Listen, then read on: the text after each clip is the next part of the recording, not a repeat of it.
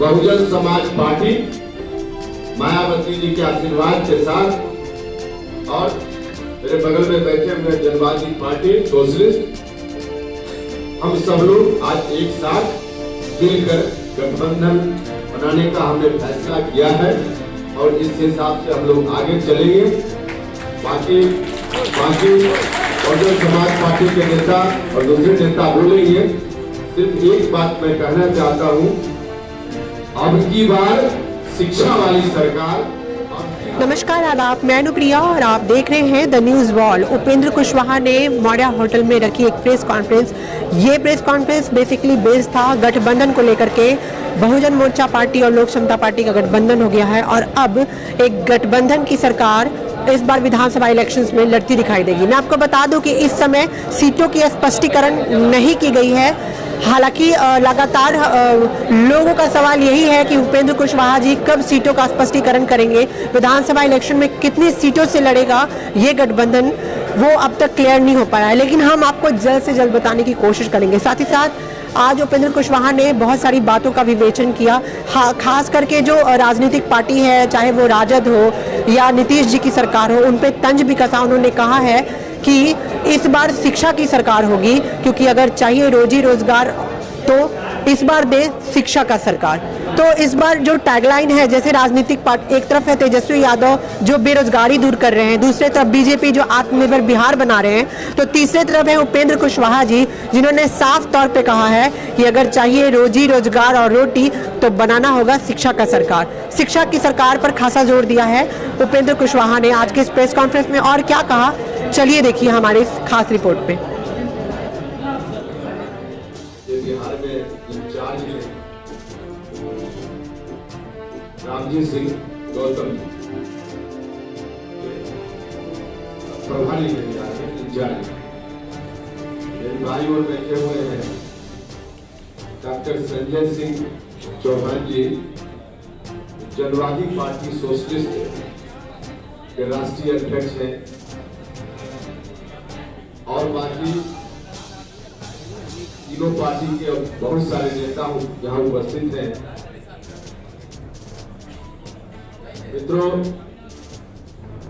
इसके पहले जब मैं आपसे मुखातिब हुआ था, मेरी पार्टी की मीटिंग थी 4-5 दिन पहले, 24 तारीख को। उस दिन मेरी पार्टी के साथियों ने मुझको अधिकृत किया था अगला राजनीतिक कदम उठाने के लिए।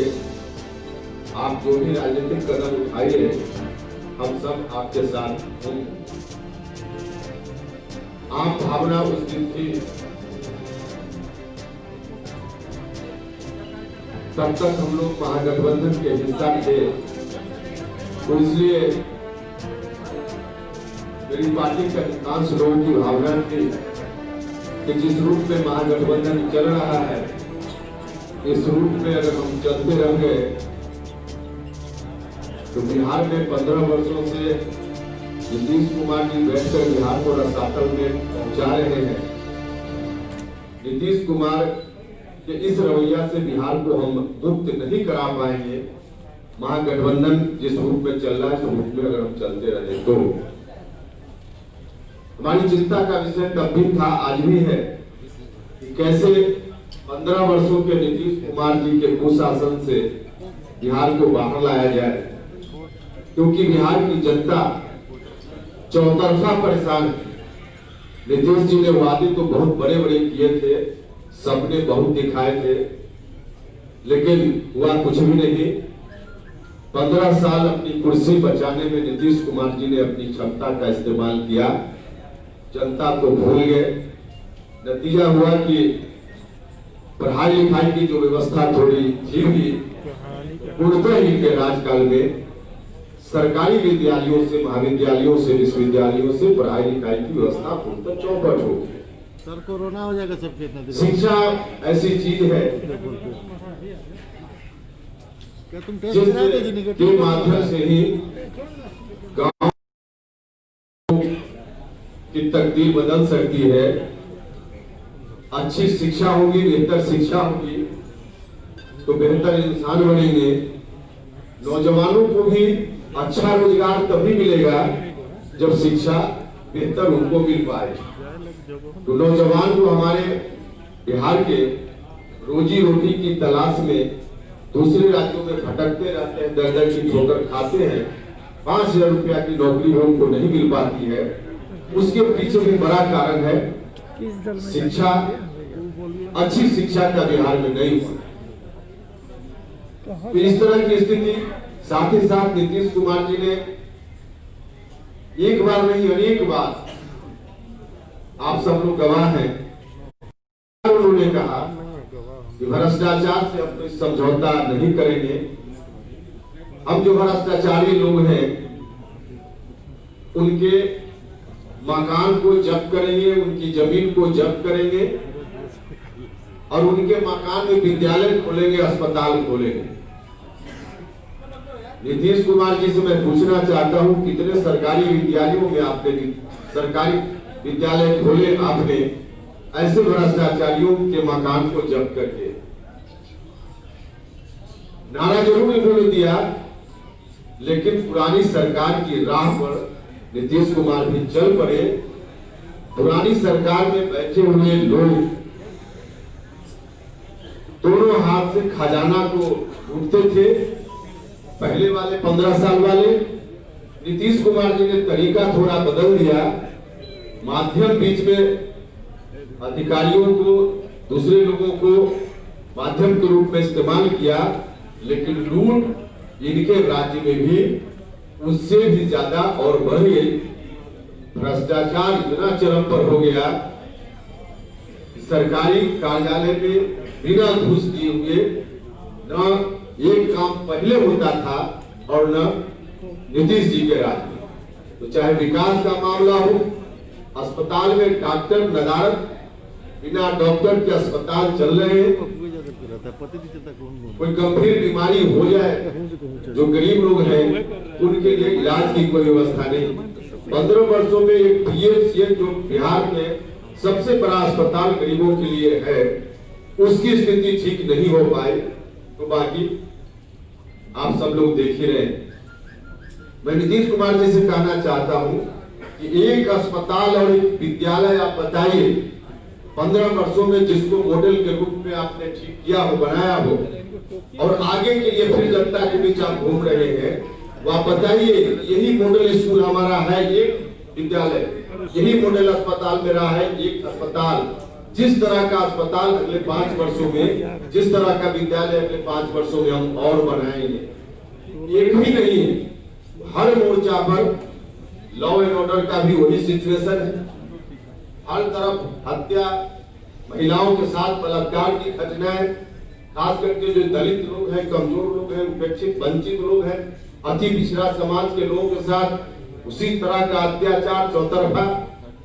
तो दोनों कुल मिलाजुलाकर पिछले पहले वाले 15 साल और बाद वाले 15 साल वाले जो हैं, दोनों एक ही सिक्के के दो पहलू बनकर रह गए हैं। बिहार की जनता, हमने कहा कि हम नीतीश कुमार जी से बिहार को मुक्त कराना चाहते हैं और इसके लिए हमने कोशिश की महागठबंधन में कि महागठबंधन रास्ता बदले, नेतृत्व बदले, तब हम उस पर विचार कर सकते हैं। क्योंकि वर्तमान नेतृत्व के रहते हुए हम जब शिक्षा की बात करते हैं, आज जो शिक्षा की स्थिति है, आज युवा पीढ़ी के लोग देख रहे हैं। 15 साल पहले बहुत सारे लोग बच्चे होंगे नहीं देख रहे होंगे, लेकिन उसका सीधा क्या कुछ उस समय शिक्षा की व्यवस्था थी, प्रोडक्ट सामने है। बिहार का मुख्यमंत्री अपने दोनों बेटों को मैट्रिक भी पास नहीं करा पाए, यही शिक्षा की व्यवस्था उस वक्त थी। तो उससे मुक्ति के लिए हम चाहते थे कि परिवर्तन थोड़ा अपने में राष्ट्रीय जनता दल करे, लेकिन राष्ट्रीय जनता दल आज की तारीख में आम लोगों के बीच यह चर्चा का विषय है कि दोनों तरफ भारतीय जनता पार्टी की राजनीति चल रही है। नीतीश कुमार जी के साथ तो भारतीय जनता पार्टी है ही, यहाँ भी भारतीय जनता पार्टी की राजनीति एनडीए में और उधर महागठबंधन में भी किसी न किसी रूप में डायरेक्ट या इनडायरेक्ट भारतीय जनता पार्टी महागठबंधन की राजनीति को भी कंट्रोल कर रही है, प्रभावित कर रही है। वरना राष्ट्रीय जनता दल इस तरह से नहीं चलता है जिस तरह से चल रहा है। आम लोगों में चर्चा है कि भारतीय जनता पार्टी और राष्ट्रीय जनता दल के नेतृत्व के बीच कुछ न कुछ है मामला, जिसके चलते राष्ट्रीय जनता दल इस रूप में तमाम जो उनके साथ सहयोगी लोग थे, जीतन राम मांझी जी के साथ, बाकी और जनता के साथ, तो इनका यही रवैया चल रहा है। तो आज की तारीख में जरूरत इस बात की है कि दोनों गठबंधन से अलग बिहार की जनता आज नया विकल्प चाहती है, नया विकल्प चाहती है। नीतीश जी से मुक्ति चाहती है, लेकिन राष्ट्रीय जनता दल के नेतृत्व के साथ या पिछला जो 15 साल था वहां जनता फिर से वापस नहीं होना चाहती। और यही कारण कि नीतीश जी ने जब कुछ नहीं किया तो आज अपनी उपलब्धि की चर्चा जनता के बीच करने नहीं जा रहे। 15 साल क्या था, इसको सामने लाकर फिर से गद्दी पर आना चाहती। देखिए नीतीश कुमार जी तो उस तरह का बर्ताव कर रहे हैं जैसे 30 नंबर लाकर कोई विद्यार्थी पास करता है, पास मार्क्स 30 है, किसी फेल विद्यार्थी को 15 नंबर आया हो और नीतीश कुमार जी उससे कंपैरिजन करके कहते हैं कि हमको 17 नंबर आया। फेल विद्यार्थी से नीतीश कुमार जी कंपटीशन कर रहे हैं, उनको 15 नंबर था, वो आपको 17 नंबर, 30 नंबर आपने नहीं हासिल किया। तो आज यही स्थिति है। इसलिए जनता चाहती, आम लोगों में इस बात को लेकर बड़ी बेचैनी की स्थिति है, या फिर क्या करें, मुक्ति चाहिए, लेकिन मुक्ति चाहिए पुराना 15 साल की ओर नहीं लौटना है, या जनता चाहती। और इन्हीं बातों को ध्यान में रखते हुए हमने महसूस किया कि एक नया विकल्प, बेहतर विकल्प बिहार की जनता के सामने देना चाहिए। और जो बेहतर विकल्प की हम बात करने के लिए इकट्ठा हुए हैं, इसमें तत्काल बहुजन समाज पार्टी मायावती जी के आशीर्वाद के साथ और मेरे बगल में बैठे हुए जनवादी पार्टी सोशलिस्ट, हम सब लोग आज एक साथ मिलकर गठबंधन बनाने का हमने फैसला किया है और इस हिसाब से हम लोग आगे चलेंगे। बाकी बहुजन समाज पार्टी के नेता और दूसरे नेता बोलेंगे। सिर्फ एक बात मैं कहना चाहता हूं, अब की बार शिक्षा वाली सरकार, अब की बार शिक्षा वाली सरकार, अगर चाहिए रोजी रोटी और रोजगार, तो अब की बार शिक्षा वाली सरकार। इन्हीं नारों के साथ चुनाव में जाएंगे। पढ़ाई, दवाई, कमाई, सिंचाई, सुनवाई और कार्रवाई, इन्हीं मुद्दों के आधार पे चुनाव में हम जाएंगे और नया बिहार बेहतर विकल्प के साथ हम बनाना चाहते हैं। 15 साल से भी मुक्ति, 15 साल पुराना से भी मुक्ति, 30 साल में बिहार रसातल में पहुंचा। बिहार के लोगों से आग्रह होगा कि 5 साल दीजिए, हम 30 साल में रसातल में जिन लोगों ने पहुंचाया है, हम उससे अलग बिहार को, अच्छा बिहार, नौजवानों को रोजगार देने वाला बिहार, गरीब बच्चों के लिए अच्छी शिक्षा वाला बिहार बनाने का काम करेंगे। यही अब रामजी गौतम जी आपके सामने अपनी बात रखें। क्वेश्चन का जवाब देंगे आप।